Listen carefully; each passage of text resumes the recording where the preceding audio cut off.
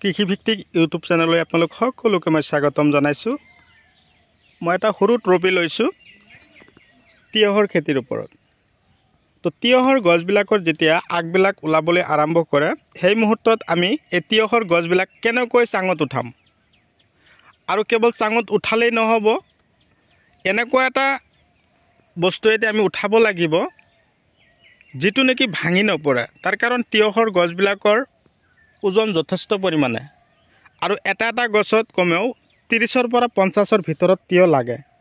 এই 30ৰ পৰা 50টা তিয়হ যেতিয়া এটা গছত লাগিবলৈ আৰম্ভ কৰিব, এইটো হ'ল হাইব্ৰিড চিনজিন্দা কোম্পানীৰ হাইব্ৰিড F1 গ্ল'চি। অক্টোবৰ আৰু নৱেম্বৰ বা ডিচেম্বৰ মাহলৈকে আমি কৰিব পাৰি। এই তিয়হৰ যথেষ্ট পৰিমাণে লাভালাভ আছে, কিন্তু এই গছবিলাকৰ যেতিয়া আগ ওলাব, যেতিয়া আমি চাঙত উঠাই দিম, উঠাই দিয়াৰ মুহূৰ্তত আমি কি কৰিব লাগিব, এটা গছত এটাকৈ আমি মৰাপাতৰ ঠাৰি দি দিব লাগিব। আৰু কেৱল ঠাৰি দিলেও নহ'ব, এই মৰাপাতৰ যিটো ঠাৰি আছে, এই প্ৰতিটো ঠাৰিৰ লগত এটা এটা গছ কি কৰিব লাগিব, সেই পাতৰ লগত এই মৰাপাতৰ ক্ষীণ অলপ হিৰি লৈ আমি এই মৰাপাতৰ ঠাৰিৰ লগত বান্ধি ল'ব লাগিব। বান্ধি দিয়াৰ পিছত কমেও 2ৰ পৰা 3বাৰ বান্ধি দিয়াৰ পিছত গছ গৈ কি পাব, চাং পাবলৈ আৰম্ভ কৰিব। যেতিয়া নেকি গছ 2ৰ পৰা 3 ফুট ওখ হ'ব, তেতিয়াই কিন্তু তিয়হ আৰম্ভ হয় লাগিবৰ কাৰণে। আৰু এই গ্ল'চি তিয়হৰ এই হিৰিসমূহ মানে কি হয়, 1 মাহ পাৰ হৈ যোৱাৰ লগে লগে গছত ফলন আহি যায়। তো এনেকুৱা ধৰণৰ ভিডিঅ' আপোনালোকে পাই থাকিব। আপোনালোকে এই পদ্ধতিমতে খেতি কৰিয়ে থাকিব। চাওক, আমাৰ খাৰুপেটীয়া এৰিয়াত থকা কৃষকসকলে কি পদ্ধতিমতে খেতি কৰিছে। আমাৰ খাৰুপেটীয়াৰ কৃষকসকলে যে যথেষ্ট পৰিমাণে টকা খেতিৰ পৰা উপাৰ্জন কৰে, এখেতৰ কিন্তু উপাৰ্জন কৰাৰ যেনেকুৱাই নহওক, কিন্তু এখেতে খৰচ কৰাত কিন্তু এডভান্স। যিমান টকাই নালাগক এখেতে খেতিত সিঁচিব, যিমান টকাই নালাগক এখেতে খেতিত সাৰ দানা ঔষধ সিঁচিব। পিছলৈ দাম কি আছে পিছতহে বুজি পাব। সেইকাৰণে আপোনালোকক কওঁ, আপোনালোকেও আমাৰ খাৰুপেটীয়াৰ কৃষকসকলৰ দৰে আপোনালোকক খেতিত লাগি যাওক। আপোনালোকেও এনেকুৱা ধৰণৰ খেতি কৰিলে 100% আপোনালোকে খেতিৰ পৰা টকা উপাৰ্জন কৰিব পাৰিব। চাওক, এটা এটা মৰাপাতৰ ঠাৰিৰ চাব পাৰিছে, ইয়াত এটা এটাকৈ বান্ধি থিয় কৰাই থৈছে। এনেকুৱা ধৰণৰ এটা এটা ধূপ যদি আমি কিনিবলৈ যাওঁ, মিনিমাম 200 টকা পৰি যাব।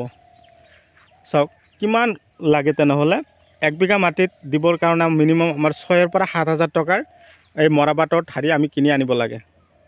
তো কৃষকসকলে চাওক, খেতিত ধৰণ ভাল, ইফালে একদম মৰ্ণিঙতে খেতিত আহিছে, আৰু এইবিলাক খেতিত আহি এটা এটা মৰাপাতৰ ঠাৰি এটা এটা গছত ধুনীয়াকৈ লগাই দি আছে, আৰু ওপৰতে আকৌ বান্ধি দিব লগা হয়, নহ'লে বতাহ আহিলে আকৌ ওলটি পৰি যোৱাৰ সম্ভাৱনা থাকিব, ভাঙি যোৱাৰ সম্ভাৱনা থাকিব।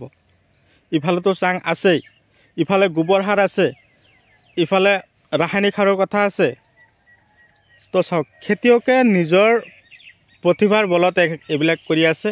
যেতিয়া এনেকুৱা কষ্টৰ মাধ্যমেৰে খেতি কৰিব, যেতিয়া এই খেতিৰ পৰা যথেষ্ট পৰিমাণৰ টকা পাব, প্ৰতি কিলোত 40ৰ পৰা 50 টকা কিলো তিয়হ বিকিব পাৰিব, তেতিয়া এইবিলাক কষ্টৰ আৰু কোনো মনত নাথাকিব। এই কষ্ট যে কৰিলে কিমান টকাৰ লেবাৰ খটাই আছে, এখেতে কিন্তু এইবিলাক হিচাপ কৰা নাই। এখেতে এটাই বুজি পাই আছে যে আমি খেতি কৰিব লাগিব, খেতিৰ পৰা আমি টকা উপাৰ্জন কৰিব লাগিব। সেইকাৰণে মই আপোনালোকক কৈ থাকোঁ কি, আপোনালোকেও এনেকুৱা ধৰণৰ উন্নত জৈৱিক বৈজ্ঞানিক পদ্ধতিমতে আপোনালোকেও খেতি কৰক, যাতে আপোনালোকেও যথেষ্ট পৰিমাণে সফলতা অৰ্জন কৰিব পাৰে। প্ৰতি বিঘাত আপোনালোকে যাতে 1 পৰা 1.5 লাখ টকা এটা ইনকাম কৰিব পাৰে। তাৰ আগতে কৈছোঁ, আপোনালোকে যদি মোৰ চেনেলৰ নতুন ভিউৱাৰ্ছ হিচাপে আছে, তেনেহ'লে মোৰ চেনেলটো ছাবস্ক্ৰাইব কৰি দিব। যদি মোৰ ভিডিঅ'টো চাই ভাল লাগিছে, আপোনালোকৰ মূল্যৱান আঙুলিৰ এটা লাইক দি দিব। যিমান পাৰে মোৰ ভিডিঅ'টো আপোনালোকে শ্বেয়াৰ কৰি দিয়ক। আপোনালোকে এনেকুৱা ধৰণৰ ভিডিঅ' নটিফিকেশ্যন পাই থাকিব। এনেকুৱা ধৰণৰ ভিডিঅ' চাই আপোনালোকেও খেতি কৰিবৰ কাৰণে প্ৰস্তুতি ল'ব। তো মই আৰু বিশেষ আলোচনা নকৰোঁ, যিকেইটা কথা কৈছোঁ আপোনালোকে মনত দি শুনিব, আৰু ফেচবুক পেজতো আপোনালোকে মোৰ ভিডিঅ'বিলাক পাই থাকিব। এনেকুৱা ধৰণৰ ভিডিঅ' পোৱাৰ পিছত আপোনালোকে মোৰ ফেচবুক পেজটো ফলোৱাৰ্ছ হিচাপে তাৰে কামনা লৈ আজিৰ ভিডিঅ' মই এইখিনিতে অন্ত মাৰিছোঁ। পৰৱৰ্তী ভিডিঅ'ত লগ পোৱাৰ আশাৰে বাই বাই।